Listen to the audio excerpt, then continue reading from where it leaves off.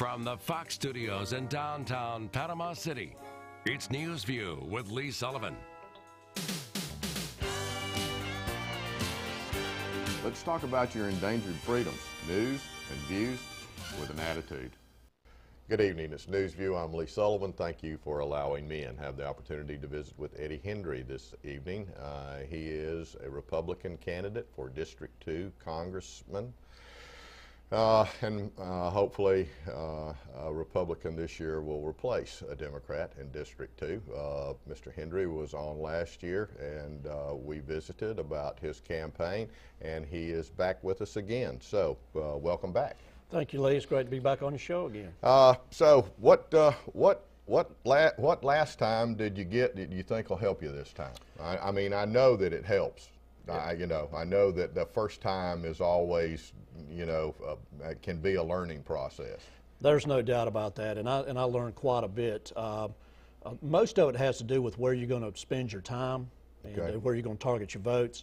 Obviously, you've got to have a decent war chest also to get your name out there, and I think that's something that I have this time a little bit better name recognition. And we're really going to try to emphasize a lot more of that and hit the places we need to go. How difficult is it for a Republican in Leon County in that area over there? That's a fantastic question. It is very difficult because the demographics just don't set up right. Obviously, It's 2-to-1 Democratic in Leon County. But the good thing about that is there are pockets of what we call conservative Democrats, and you've been from this area, so you know what I'm talking about. And those people they're ready for a change over there, and that's probably the strength of my campaign, being able to get to those type of voters. Okay. So as you look at your campaign, what is the message that you try to bring to the people that you talk to? Well, the message that I'm trying to bring is to take America back. This election is simply about our children and our children's children. We're saddling them with something that we'll never be able to pay back, or they'll never be able to pay back. I agree. And that's kind of where we're pushing. We're trying to make this about the family and the American values, and we need to get this country back the way that our founding fathers designed it when they came up with the Constitution. The debt we are incurring is going to overwhelm our children and grandchildren. Yeah. I mean, just destroy them. It sure is. I'm so disappointed in I mean, the generation before us didn't do that to us.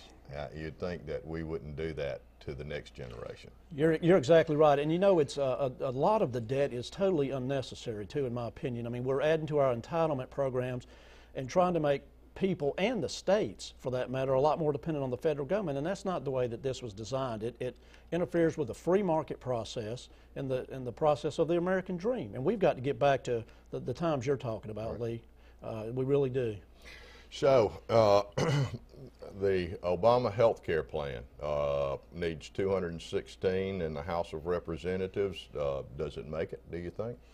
That's a hard call right now. I mean, they're out, they're talking to, you talked to some people that weren't going to support it last time, including our congressman here in this district, Boyd. It might get through. I mean, there's a lot of favors being bought. There you go. That's the word, bought. And it could make it through. And they're trying to push it through, obviously, with the Senate with this reconciliation. And that's going to be a close one, too. But I tell you this, if that bill goes through, there's going to be a referendum on his presidency. Right. So they're done. I believe that. I agree with you. So when you go through the district, what are people focused on? Are they focused on this health care? Are they focused on the cost of goods? Are they focused on jobs? What do you find their primary thing? Surprisingly, health care is third. Okay. First is jobs in the economy. Okay. Second is national security. Okay. Because a lot of people are forgetting about what this war on terror. I say a lot of people aren't forgetting, I should say. And then healthcare comes in third. I mean, people are very concerned about the job situation out there, and rightly so. Bay County, the report comes out yesterday, we're 11.9% unemployment. That's not right. And there's a way that we can, to rectify that, not just for Bay County, but for the whole country. If we can get these corporate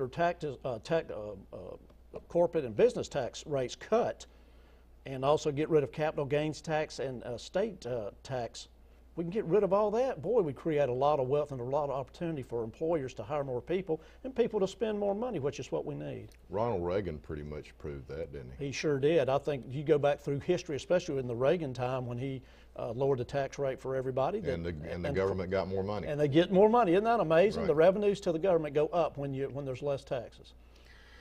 Well, jobs, I wouldn't tell you that I'd had a lot of respect for people that serving in Congress. I have less and less for some of them, and there are some bright lights for me up there, okay? But one person, I think one of the points I want to make with you is that one person can make a difference. They can. I mean, you know, it's not just another person. It's somebody that goes and stands to might find themselves at the fulcrum of making it go one way or another. 215, 216, one vote. Yes, sir. I agree with you. The thing that I think that Washington is lacking, especially in the House of Representatives, is leadership. And I was taught from an early age by going to the Citadel Military College in South Carolina, also being an officer in the United States Army, that leaders have to be able to lead people and tell them, or not to force them to do something that they wouldn't do themselves. Right. And that's what our Congress is doing right now. They're kicking down mandates to the American people that they're not willing to follow themselves. You got to show some leadership. And I have said that, and I totally agree that the world that they are creating is not the world that they are living in. That is absolutely right. There's a whole separate world for them. Whether it's health care, it doesn't make any difference. They are divorced from the reality of the American public. That's right. They have totally lost touch, including our congressman right here in this district. Right. Well, you know, Alan, I think the thing that Alan did that just absolutely was the end of it for me was I had Don Arias on my show. His brother was killed at the 9/11 attack. He was in one of the towers on the 84th floor.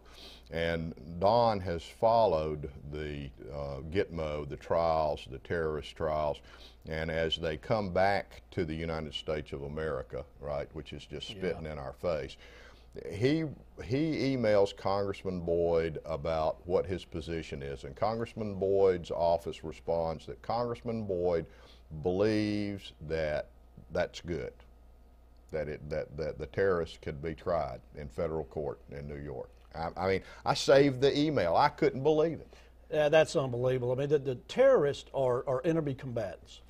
They have no rights under our system in America. Right. And this is not a law enforcement issue. This is a national security issue, and you've done as much research as you had. You know that a few of these people have already got back with al-Qaeda and have planned and conducted attacks. This is not anything that our law enforcement or our judicial system should be involved with at all. If we're going to do anything, it's got to be on a military tribunal level. Right. And, you know, and it takes as long as it takes. Right. So. Right. Well, I mean, I couldn't believe that he said that they ought to be tried in the federal court. That's bad. Right. It is bad. Eddie Hendry, candidate, Republican, Congressional District 2. We'll be right back.